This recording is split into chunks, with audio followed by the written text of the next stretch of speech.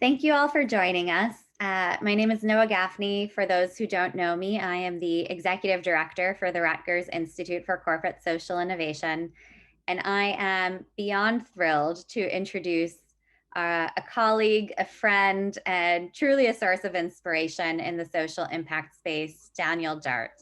Daniel will share a little bit about his journey shortly, but I just want to let you all know that this is a real treat. Daniel is joining us from Dubai, where he now lives, and his journey was really remarkable. But I think what is most remarkable about Daniel is not just his resilience, but his true passion for the social impact space and ability to learn, connect the dots, connect people, and really inspire change on a grand scale. So we are just beyond thrilled to have him today. And so please join me with a virtual round of applause to welcome Daniel Dart. Thank you so much.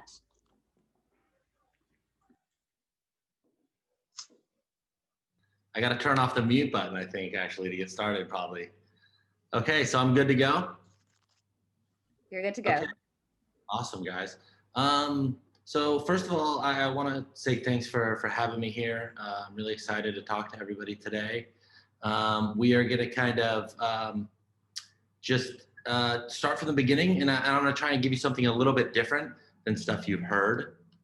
So I'm going to start with the big days. Okay, so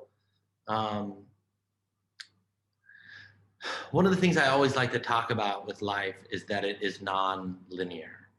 And what I mean by that is, like, I think we're so continually almost programmed to think that because today is hard, tomorrow also is going to be hard. And because yesterday was hard and tomorrow and all these things. So we get in these funks.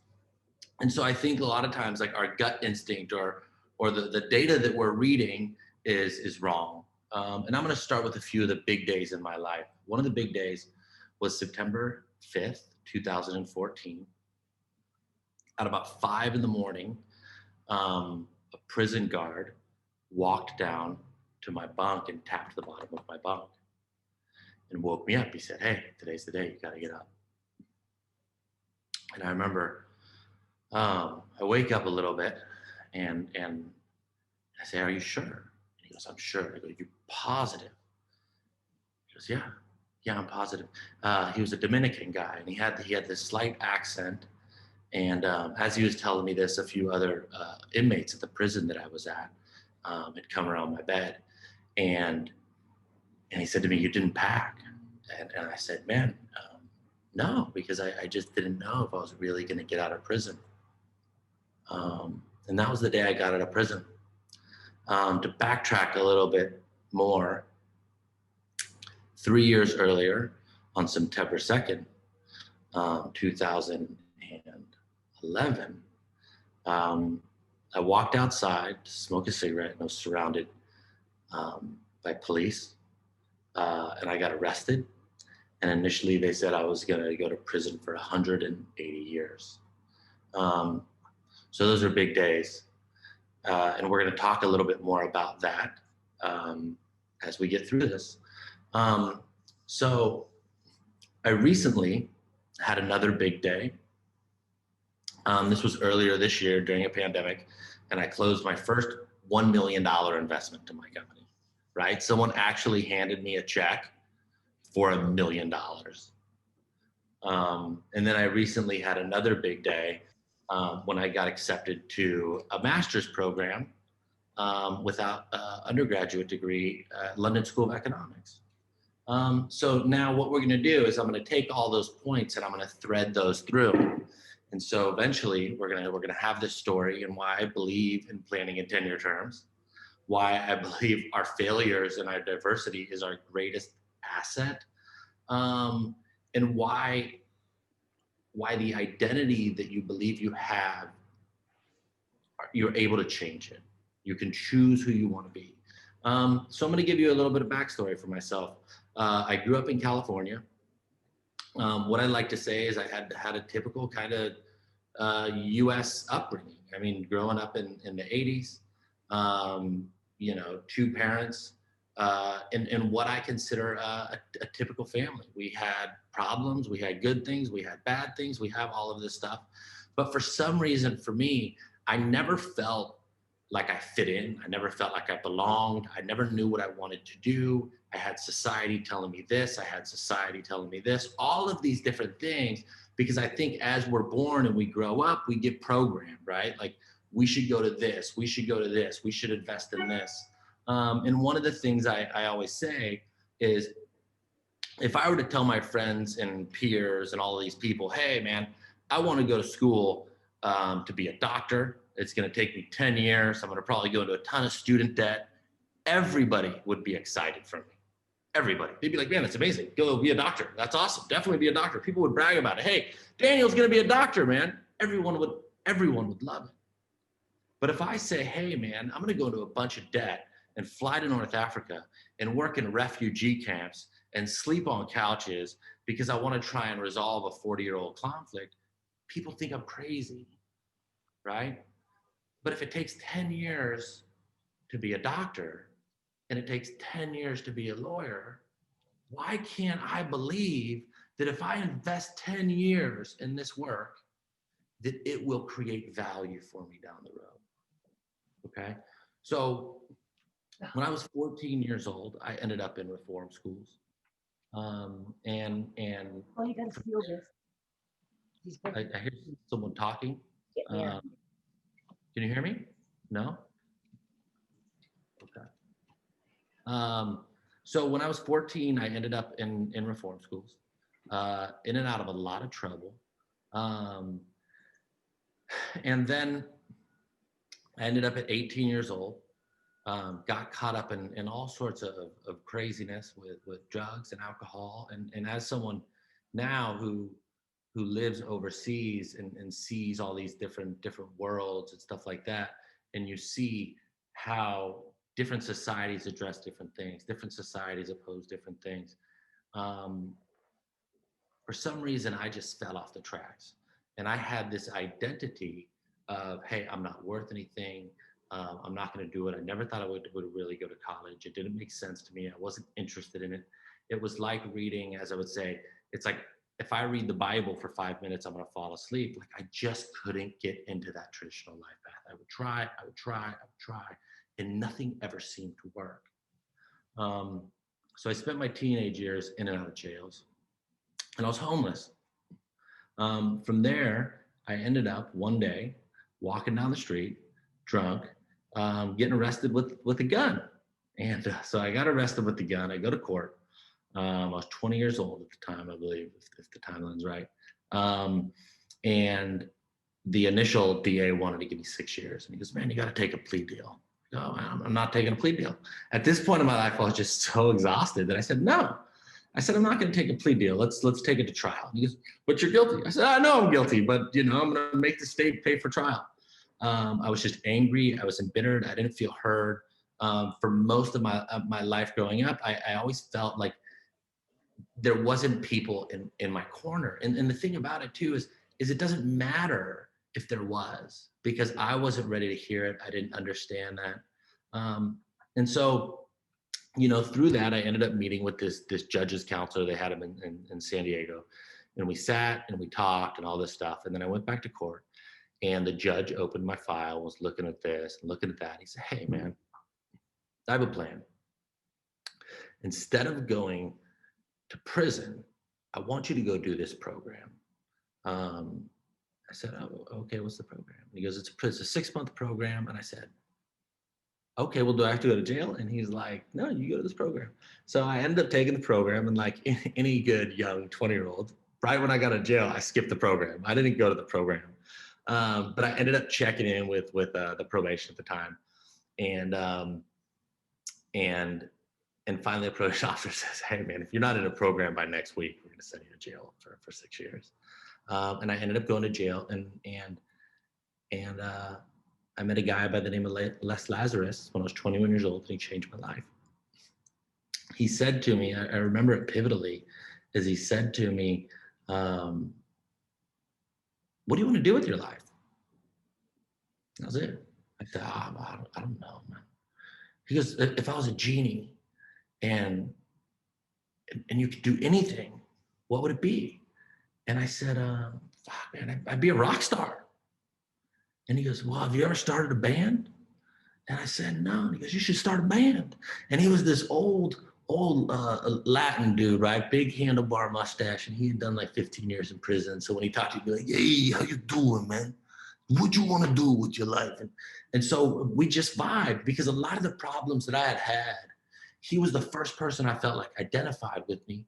And actually, if I said something, he would listen to me and go, okay, cool. I understand how you feel that way. Instead of saying, that's not how you should feel. Hey, I want to do this. No, don't do that. That's stupid. You shouldn't want to be in a band. Go be a doctor. I don't want to be a doctor. And one of the things he said to me, because I sagged my pants. I'm 40 years old. I still sag my pants. And I remember this other guy in the program, I said, man, you got to stop sagging your pants. And my counselor at the time said, no, you don't. And they said, well, oh, you want him to look, you want him to change and all this. And my counselor, Les Lazarus, told me at the time, he goes, man, we can't change these people. If we try to force them to be somebody they're not, it will never stick, right? And so I just want to talk about that a little bit, because that's how I look at my life, right? What works for you does not always work for me. And what works for me is not always going to work for you. So if I say something tonight and you grab a grain of wisdom or something, that's amazing. But if I say things tonight and it doesn't pertain to you, that's okay too, man, right? Because we're allowed to have different approaches. We got Democrats and Republicans. Which one is right?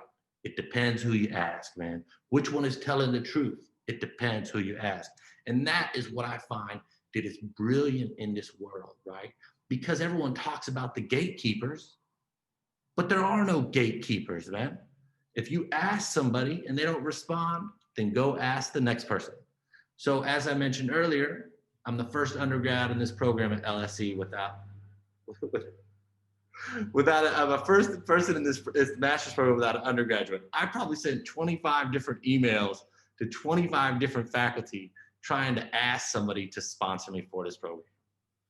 I asked the first person, they said no. I asked the second person, they say no. Every single person, I would write something back, say, thanks a lot for your time. I really appreciate it. Well, if something changes, let me know. So after I left that program with Les, I ended up starting a band, okay? That band, it's called Time Again. We ended up getting a record deal, and we ended up touring the world, and I ended up getting married, and all of a sudden I had this big life that was the life that I had thought I wanted, right? This was the life that I thought I had wanted. This is the life that everybody dreamed about. But the marriage didn't work. I wasn't happy. The band wasn't exciting. I ended up traveling all the time, feeling like I was a Groundhog Day, and it just wasn't for me. Slowly, I slid back into drugs and alcohol. Went through a divorce, and about 10 years later, I found myself with pretty much nothing. I lost every single thing that I had built up. And then on September 2nd, 2011, I got arrested. When I first got arrested, I said, what am I arrested for? They said, tell us about this guy. His name was Kurt Livingston. He's passed away. So tell us about this guy. I said, what do you mean about this guy? I don't know what to tell you.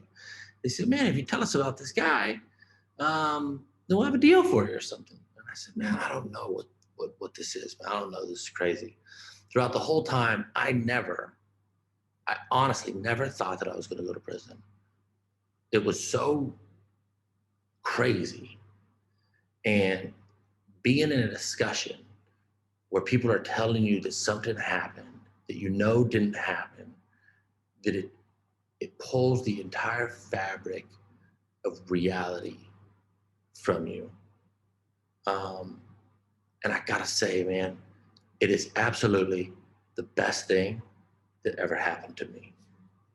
So now we have all those things. I kind of caught you up to where I was at. And I told you some big days, right?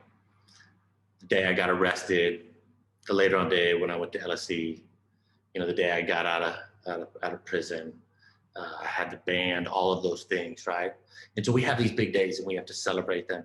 The reason why I want to talk about big days is I want to go back to the little days, right? Because there's hundreds of things throughout every single one of those days that led me to that destination, right? And the reason why that's important is because life is really hard, right? Life is really hard sometimes. And there's sometimes, at least for me, I feel so depressed, I could barely even get out of bed. I feel like I'm in a hole that I can't dig myself out of. I feel like no matter what I do, there's this overwhelming sense of impending doom. And I want to talk about that because I could make a really strong argument that even though those big days are big, it's all of the little days in between. And so no matter what we talk about the big days or celebrate the big days, we need to understand that the big days are going to come and they're going to go. And the bad days are going to come and they're going to go. And if we can play in that in between, that place I call progress, that's where things go. And so now I'm going to talk a little bit about my methodology for life and what happened from prison, right? So, and I also want to tell you a little story too. This is a little off topic, but I'm going to tell you anyways because you guys are here.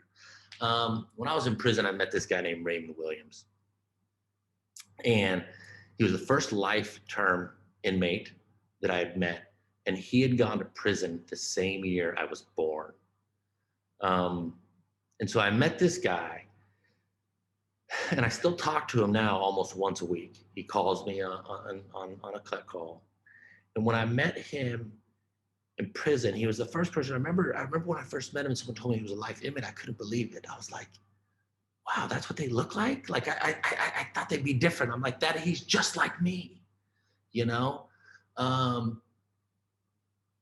But he was also one of the most wise people. And he sat down to me, and I remember I was so afraid. And I remember like, what am I gonna do when I get out of here? What am I gonna do? And he would always just be like, hey man, calm down, man. Let's build a routine. I'm gonna show you how to do this. I'm gonna show you how to do that. And it was weird because probably the most uneducated person that I ever met has taught me equal or more than anybody else in my life. And I want to tell you that right now because a lot of the things that I have, I've only learned through time, right? And now I want to build this company and I want to be rich, man, and I want to do all these big things.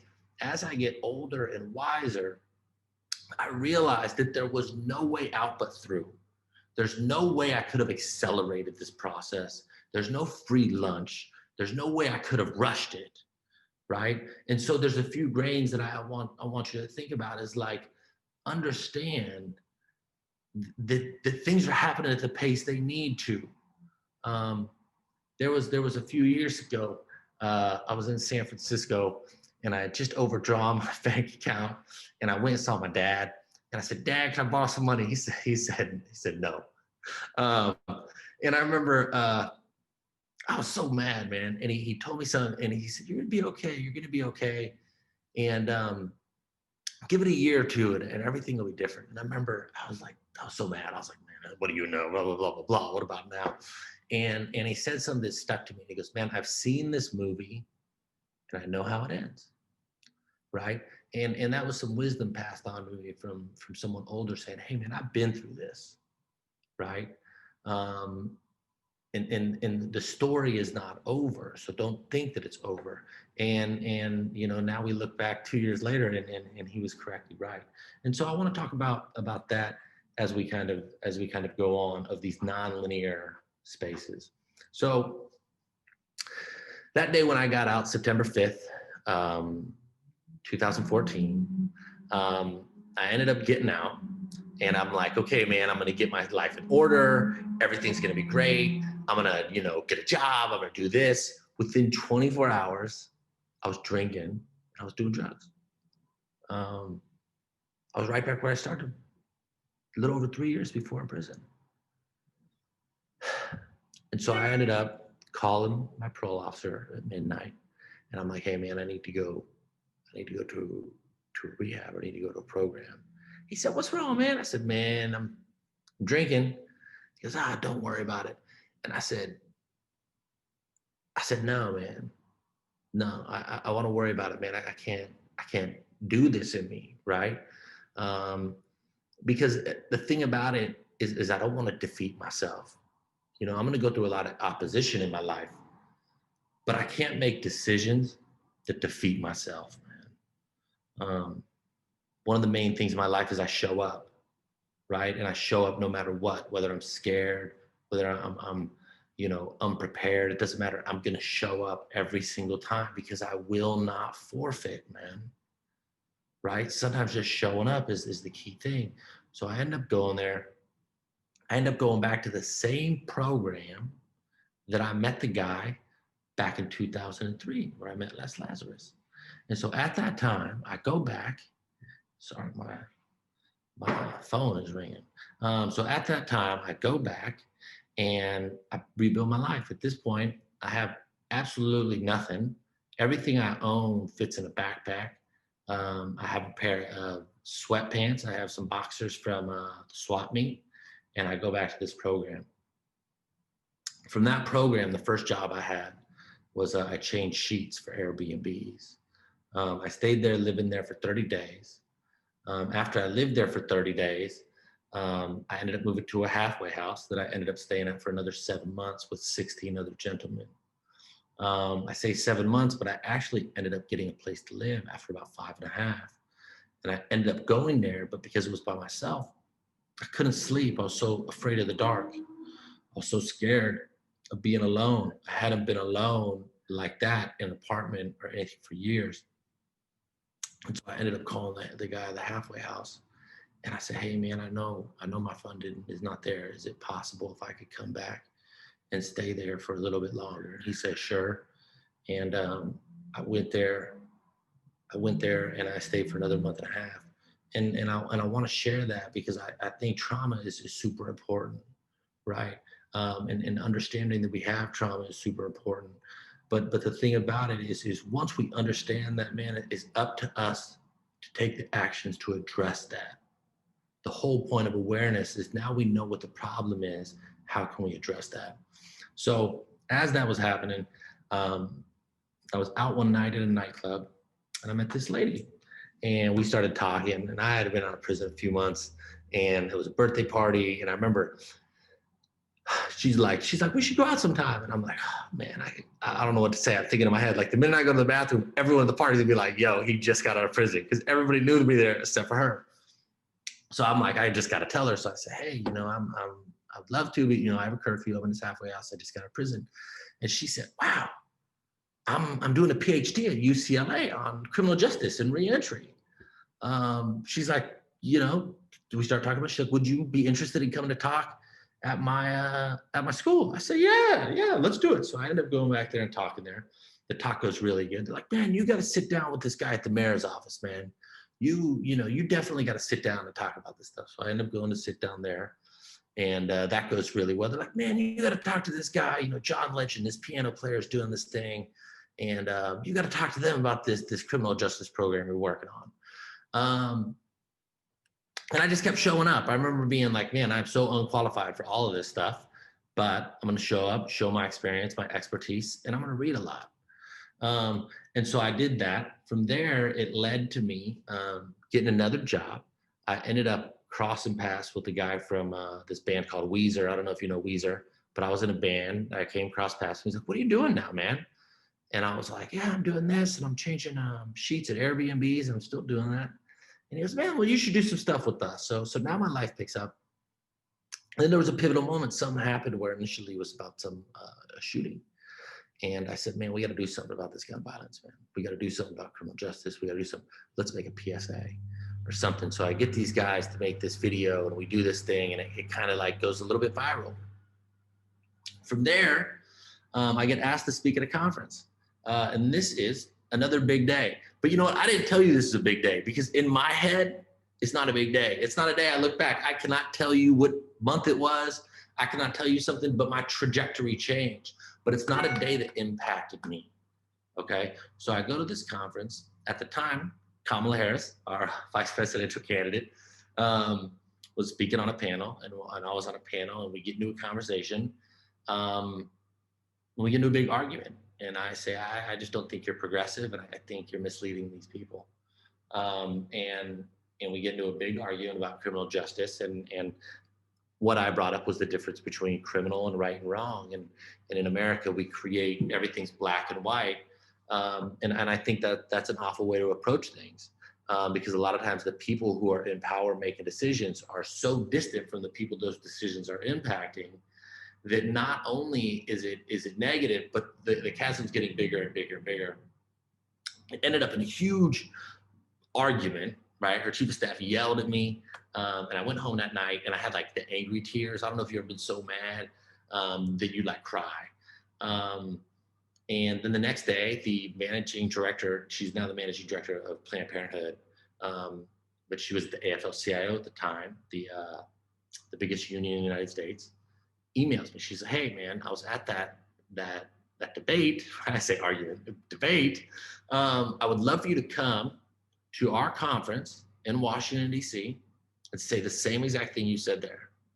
I said, "Wow, I'm on parole." They go, "That's okay." I go, "Man, I don't think I can afford tickets." They go, "We'll pay for your ticket." I go, "Man, this is awesome." And, I said, "Can I bring a friend?" Because my friend David had never been to Washington, D.C. They say, "Sure." A few hours later, I'm changing sheets in an Airbnb, and I get an email from the White House. And they say, "Hey, man, can you get on this call tomorrow?" And I remember being like, "What? Is this like a Nigerian prince or something? Like trying to give me money? You're not going to get my bank account, man." And I asked somebody, I said, "What is this?" And I asked my friends, nobody knew. So I Googled the number on the thing, and on Google pops up the White House. So I responded to the email, "Sure, I'll hop on the call." And from that, I ended up working with the White House for the next 2 years, advising on strategy, communications, and how we engage with people. The point of the conversation that I had with Kamala Harris, the same one that I had with the White House, and the same thing that I've had numerous times, is how can we have the most difficult conversations, right?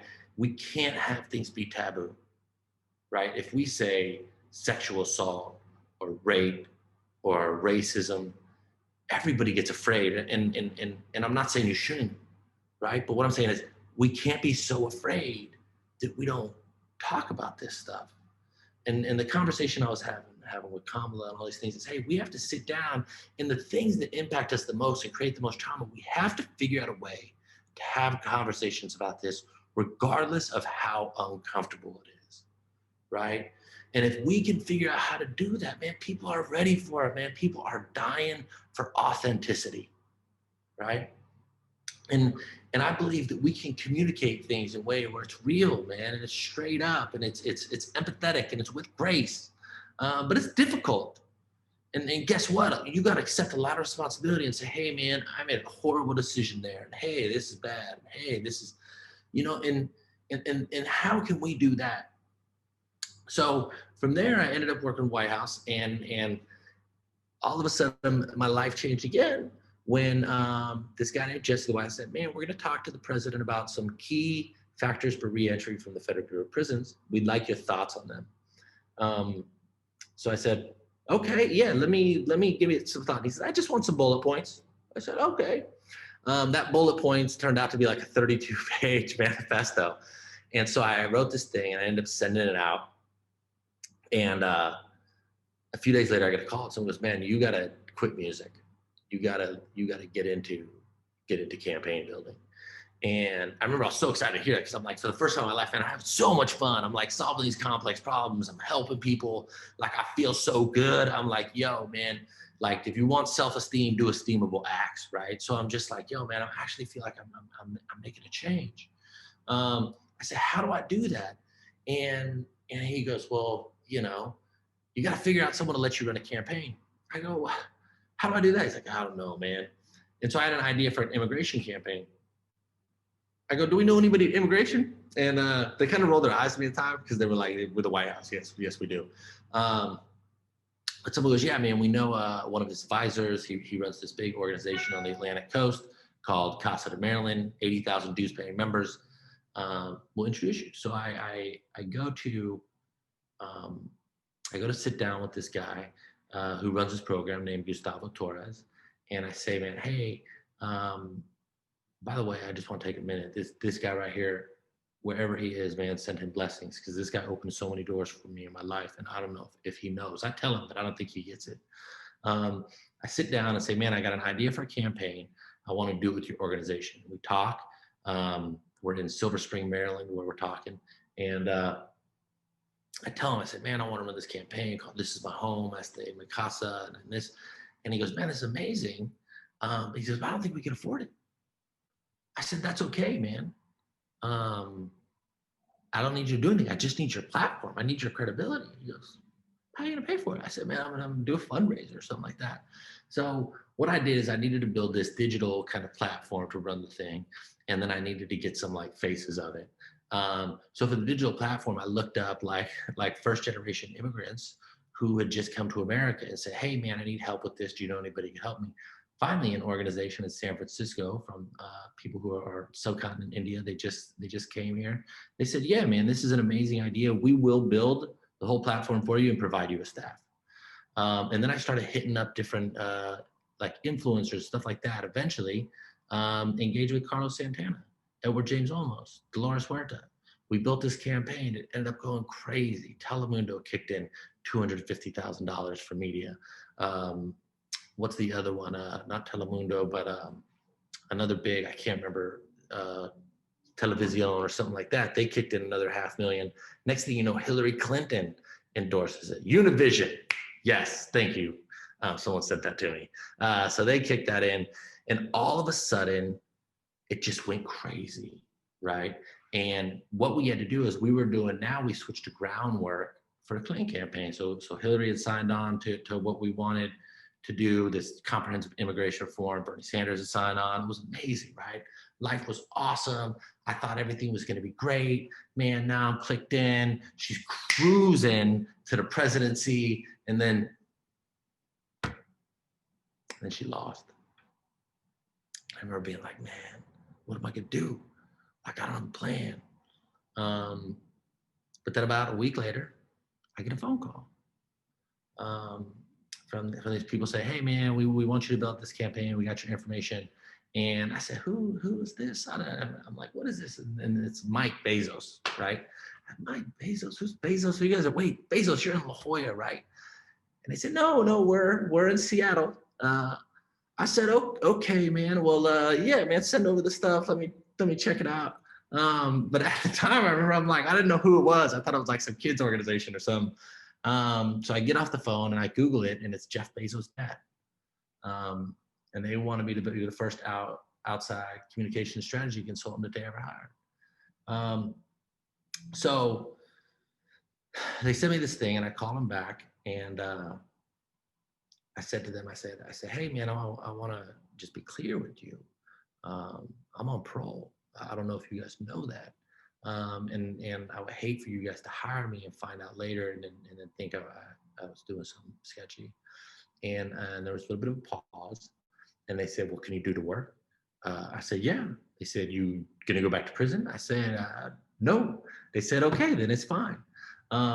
Later on, when I asked Sheryl Sandberg to hire some criminal justice people at her organization, and her president said, we can't find anybody qualified, I actually emailed the Bezos Family Foundation and said, can I drop your guys' name and say that you found somebody? And they said, sure. So I sent back an email. I said, man, we just worked for the Bezos Family Foundation, and they're pretty successful, and they thought we were qualified enough, so maybe you will be. And they ended up changing a little bit of policy there. So that's a little win. So now we have this thing. So then the Bezos thing comes out. That goes good. Next thing you know, I'm like, hey, man, I got to figure out how to work with the UN and the World Bank. Like, I really wanted to. I'm like, this is what I want to do. So initially, I would just go to like conferences, and I would just go to places. Like, even if I couldn't get in, I would just go, just like a concert, like a kid, you're going to go and try and get a scalp or something like that. I would go, right? Because if you, where the barber is, you're going to get a haircut, right? So it's like, if you put yourself around those people, that's what's going to happen. And so I call it like my information ecosystem, right? It's like, there's people who are like, I want to own a big business, but I ask them the name of any CEO of a Fortune 500 company. They can't name any, but I ask them who Kim Kardashian is, they know. So they've created an information ecosystem that has them more qualified to be a reality television star than it is to understand where to get the information to run a big business, right? So what I wanted to do is I wanted to create my own world. So when I went on Twitter, anything that didn't apply to where I wanted to be, I didn't follow it, man. I go on my LinkedIn, I follow the IFC, I followed the UN, I followed this. Then I started to reverse hack it. So I'd look at jobs there and say, what are the qualifications? How can I check those boxes? Because theoretically speaking, if I can check those boxes, then I should be qualified for that job. So I started doing that. To this day, I still have job posting notifications for financial company managing directors and financial company CEOs. I still get them every single day, and I go look there because by my thought, the minute I can check all those boxes, that's the 10-year thing. And I have no idea why someone's calling me, but I'm sorry. We have regular phones in Dubai, so it's kind of crazy. But sorry, lost train of thought. But my theory is the minute I can check those boxes, I should be there, right? The same way a person can pass the bar exam, the minute you know that stuff, you should be able to be a lawyer. So that was the approach that I always had, right? And so one of the things that I think is super important, I want to talk from there. So from there, I ended up getting introduced to the now executive director of World Bank, Gunther Schoenlinter, who's become a great friend and mentor. And I remember thinking, what's the hardest thing in the world? Like, what can nobody solve, right? And at this point in my life, what I really needed is I needed not a job, but I needed a purpose. I wanted something that I could throw myself into that the odds are I may never be able to resolve it, right? And the reason why is because, you know, I had everything that I thought I could have, and it gave me nothing, right? And then I had lost everything. And I can tell you some of the best days of my life ever were in prison. I laughed harder sometimes when I was in prison than I ever laughed on the streets. And that's not good, man. That means I'm not living my life the way I need to be, right? I have this freedom. I have this freedom of choice. I have all of these things. And so I didn't want to start thinking today because it's not linear. And what I mean by not linear is a lot of times I think we think things go like this, right? Up and down, slowly. But it doesn't. It can go straight and then it can go all the way up, right? It's like a lottery ticket. I don't need to win the lottery every single time. I just need to win once, right? And so I wanted to figure out how can I do something where if I build enough life experience, it allows me to leapfrog the traditional path. And so that's what I did. I ended up, every money I had, I would go to different conflict zones in North Africa. I would start working into Gaza. I would go north through Lebanon into Syria and all of these different things where I'm like, hey, I don't really know what I'm doing, but if this is where it's at, I'm going to go there and I'm going to figure it out. And I'm going to be able to offer on the ground experience that no one else is going to be able to offer, right? And the thing about it is, it's not that I'm not afraid, because I'm afraid so much, man. It's just that I'm not going to forfeit, right? Like, you are going to have to beat me. I'm not going to give up or beat myself. So from there, I end up working all over the Middle East, initially in communications. And so what happened is, as I was doing these communications, trying to work on refugee projects and these big projects and homelessness, I realized, hey, no matter how well I communicate a story, if I can't operationalize it, then what am I doing? So then I figured, okay, now I got to build an operations thing. And so as I did that, I would research. I would go on the stuff on the UN portal, the World Bank portal, and I would research and I would research and I research. How do I become a vendor? How do I hit this? And I research and I research, and I'm like, hey, I got 10 years to do this. I got 20 years. I got 50 years, right?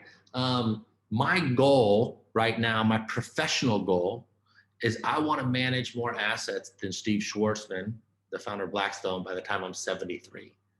And so that's 45 years away, right? That's what I'm working towards every day. And if I just get a few big wins, hey man, I could get there, right? Because the thing about it is it's not linear, right? And so as I started to do that, I said, okay, man, what I really need to change the world is three things, right? I need culture. I need to be able to tell story. I need influence, right? Which means I have to be enough of an expert that other people validate my expertise. And then I need capital, culture, and influence. Those three things. If I can bring those together, not only can I communicate a story, operationalize it, but then I can finance it. Those three things are needed, what I believe, for sustainable change. And so after I did the operational thing, I figured, okay, um, now I need to figure out how to build a private equity firm. Um, and I remember telling my dad, hey man, I'm gonna start a private equity firm. He's like, oh, but now if I tell him, he's like, okay, yeah, I believe you. So at that time, I figured, okay, how can I use capital for good in the United States? So I looked at things that use tangible capital assets and stuff like that based on research, right? What's the safest investment? What's the easiest way to get through? What's all of that? And it's real estate. So what I did is I researched capital stacks and methodologies for doing that. And when I say research, man, I mean read. I actually just ordered probably 10 books last week. So I section out my life the same way as it's a syllabus, right? The reason why we have job schedules is because if you didn't, you'd go crazy. The reason why you have a syllabus for school is so you can plan ahead. It's just better, right? So if you don't have a syllabus for your life, then your boss is an idiot, right? Yourself. And so what I did is I stepped back and I said, okay, man, how can I allocate my time the best? How can I plan? How can I build structure? How can I build routine?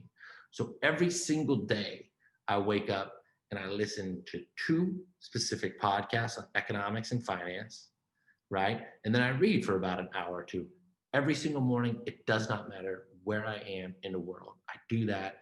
That is more valuable and has brought more benefit to my life than anything else, right? Because the reason why is when I sit down with someone else in the same industry and I go to talk about something, you can tell relatively quickly if that person knows what they're talking about, right? Like I don't know a ton about football. So if I sat down to talk about football with someone who does, they're going to know in 2 or 3 minutes, this guy don't know. But they'll also know in 2 or 3 minutes, oh, this guy knows, right? And really being able to speak is one thing, but being able to communicate with people on the same level and the same type of phrases and vernacular, that's the code, right? And so I just said, hey, man, I don't need a million people to give me an opportunity. I just need one. I just need that one lottery ticket, right? And so that was my whole thing. If I prepare myself for that conversation, then the moment it comes, there's that vertical liftoff. That happened about 2 years ago when I was in Saudi Arabia. I ended up going to the Davos in the desert, the World Economic Forum, like kind of conference they have there. The first time I went, I didn't even have a pass, right? So I said, man, I'm gonna go. They're gonna have some side events. I'm gonna figure out those people. I'm gonna figure out how to get in there. And because I wanna work in emerging markets, in the developing world, and I wanna figure out how to build structures. The reason why that's so important to me is growing up, when I told you I didn't feel like like I fit in, is I felt kind of like a little refugee, right? Like I felt like I kind of always bounced around, nobody engaged. Um, and so I go, man, and I also felt like I had a lot of talent, but I never had the resources, right? So what I want to do is I want to figure out how can I bring resources to people who have talent. And what that means is how can I bring resources to everybody, right? Because talent is universal and opportunity is not. Um, so about 2 years ago, I ended up going back and forth to Saudi Arabia, and I met my partner now. His name is Mohammed Algaid, and we said, man, eventually we're going to build a private equity firm. And the private equity firm actually, it's crazy. We officially started in August. Now we're here in Dubai. We've raised a bunch of money this year. What I mean by not linear, I can actually say this. I don't know. I made more money this year than in the last 20 years combined. So if I looked at how I did in the last 20, actually my whole life, because I didn't make any money the first 10 years of my life. I was 5. But what I mean is it's like it's not going to go like this, right? It's like, if I really like a girl, man, and I ask her out and all that, and she says yes, she become my girlfriend, she's still my girlfriend the next day. Now I just got to show up and be consistent. And if I show up and be consistent, then not only do I get to hang out with her, but she wants to hang out with me all the time, right? It's the liftoff that's really hard. And the thing is the liftoff may take 5-10 years, but that's fine, man. And so that's really the main thing that I want to talk about. And before I go, as I wrap, the one thing that I think is most important is to really look at how much can change in a short amount of time, right? So I looked at nations and countries. That's what my study is on, right? So like now at London School of Economics, I'm focusing on the economic history of occupation in new nations, right? What does that look like? Over the last 20 years, man, 5 nations have been built, 5 countries. So that means it impacted at least 10, right? Because it broke off. That's a lot. If I go back 30 years, then you have the Soviet Union, East Germany. 40 years, you have the Iranian Revolution. So much can happen, man. But people always overestimate what they can do in 1 year, but they always underestimate what they can do in 10 years, right? The problem is they get so discouraged after 1 year that they give up, right? So now all of a sudden they're reinforcing this bad data. It's impossible. It's impossible. It's impossible, right? It's the same if you're going to run a marathon. You're going to pace yourself because you know it's a long distance. And that's the same thing as you figure out these big goals. And one of that thing, the last thing I'd like to leave off on is faith, right? You've got to have faith. And there's a story, I think, that quantifies faith for me in the best way. And it was a study done in the 1950s at Harvard where they took mice and put them in glasses of water, right? So they take a glass of water just like this, and they put the mice in there, and they would let them swim until they drowned. And they wanted to see how long that was, right? So the first time it was 18 minutes. But don't worry, the mice didn't die. Right when they drowned, they would tip the glass over and the mice would scurry out. 18 minutes. Okay, that was the first time. They did the thing again, right? 50 hours. They went from 18 minutes to 50 hours, right? And so that's what faith is, right? It's faith in something else. It's faith in this thing, right? Because what is the alternative? The first time with those mice, they didn't know. They fell down, but they got back up. Something happened. They got out the water. The second time, they just knew, hey, if I can hang on just a little bit longer, if I can hang on just a little bit longer, if I can hang on just a little bit longer. And so when I approach my goals of bringing capital and bringing opportunity to the frontier markets, man, it's like, I don't know when I'm going to get that one person that's going to give me an opportunity. It could be today, it could give me tomorrow, it could do that. But throughout my entire life, I've never been happier than when I'm working towards this, right? Money aside, success aside, all of those things. I was a rock star and I sang in front of 40,000 people. Sometimes now I sleep in refugee camps in North Africa and eat nothing but bread and water. And I can tell you, this is a million times better, man. It is so amazing and so fulfilling and so difficult and so complex. But what it is it's like that. There's that saying that the greatest people in the world, they don't have jobs, they have missions, right? And what is your thing that makes you happy, right? Like for me, I want to bring opportunity and I want to provide for young people that I empathize with. My sister, who's one of the most amazing people I know, one of the most empathetic, kind, just awesome human beings. She's like, yo, I just want to raise my kids and spend time with my family. And you know what, man? I'm so grateful to hear that. It's amazing because I want her to be happy and I want her to follow her purpose. But the key is, I think, to start is we have to sit down and say, what is that? What do I really want to do? Right? And the analogy I would like to do, right, is it's not where are the places around me, right? If I'm in New York and I need to fly somewhere and I go to JFK and they don't have the flight there, I don't just pick somewhere in JFK. I look, do they have it at LaGuardia or do they have it at Newark? Right? I look for another place that's headed to the destination that I want to go.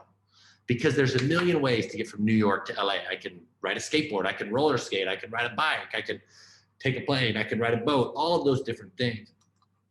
And so I think the most important thing is, hey, where do you want to go? Not where can you go, or not what's in front of you, or not what's your opportunity, like what job can my friend get me, or like what job can my dad get me, or what job is easy. But like, yo, what do I really want to do? If I was a genie, what could I do, man? What would I want to do? Because the minute I know where I want to go, now I know who I need to ask and how to get there, right? Just like I wanted to be the head of a big financial institution in developing economies. So I could go on LinkedIn and I could say, okay, man, what are the qualifications these guys have? And let me do it.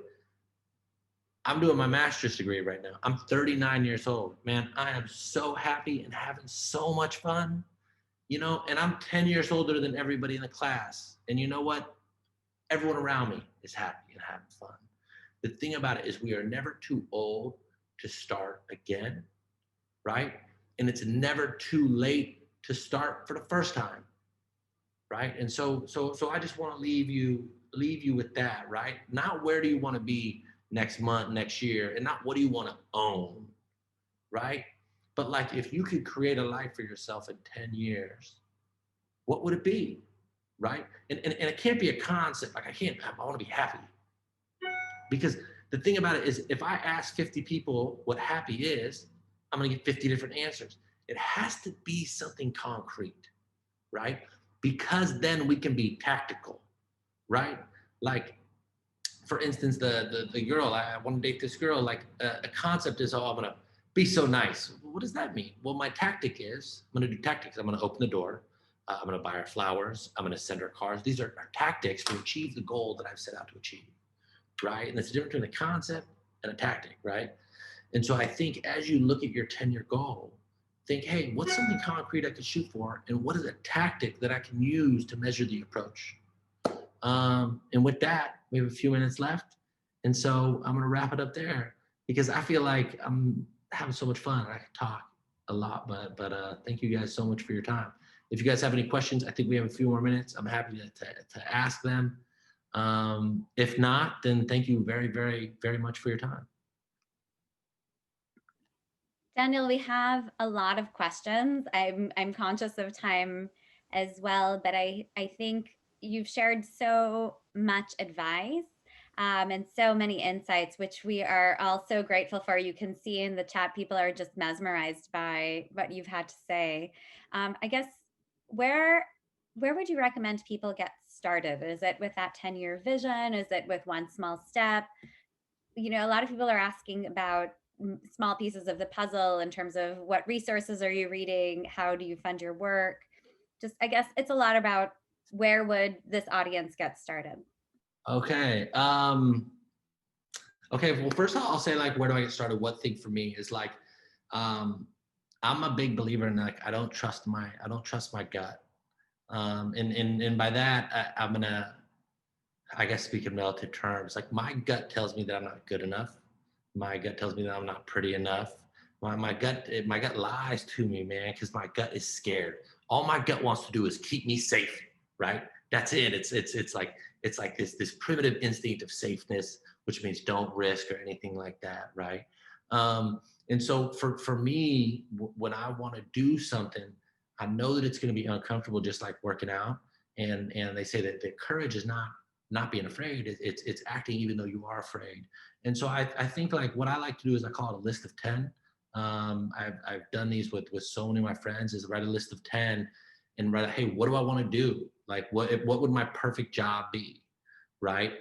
Because you want to understand, why is that your perfect job? Like, what about that excites you, right? Is it the power? Is it the fame? Is it the critical problem solving? And write that out. And then from that list of 10, usually I'll say, write another list of 10. Like, so say if I want to be a professor. Okay, well, why do you want to be a professor? Because of this, this, this.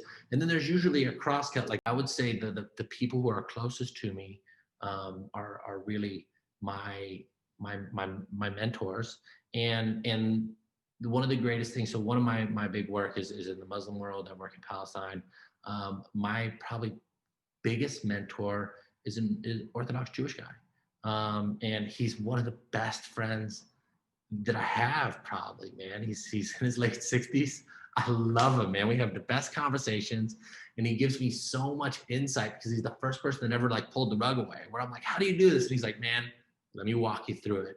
And so the reason why I say that is a lot of time the mentors are not who you think they're going to be, right? And that's the same way with like looking at different perspectives of things. And so I think, you know, sometimes we see the world and we see things in such finite terms and so black and white.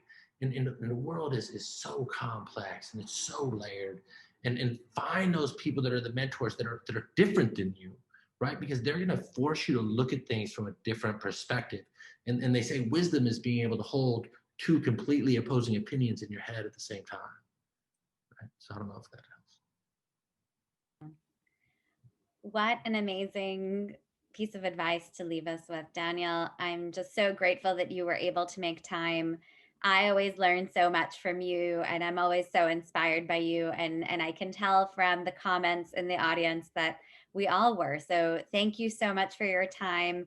And again, just another virtual round of applause for Daniel as he really took the time to speak truthfully and from the heart. And so thank you again. Daniel, I just got to say, my brother, I've been where you were on the streets fighting those demons, and I know how hard it is and how wonderful it is when you find that mission that lights you up. I'm so happy that you found it. Thank you, guys. Thank you so much, Daniel. That was incredibly inspiring, and we appreciate you joining us today. And namaste. Yeah, have a great time, man, and thank you guys. For all. If anybody wants to connect with me, hit me up on LinkedIn, and sending you guys love from Dubai. Have a nice night. Hope to visit Dubai someday. Take care.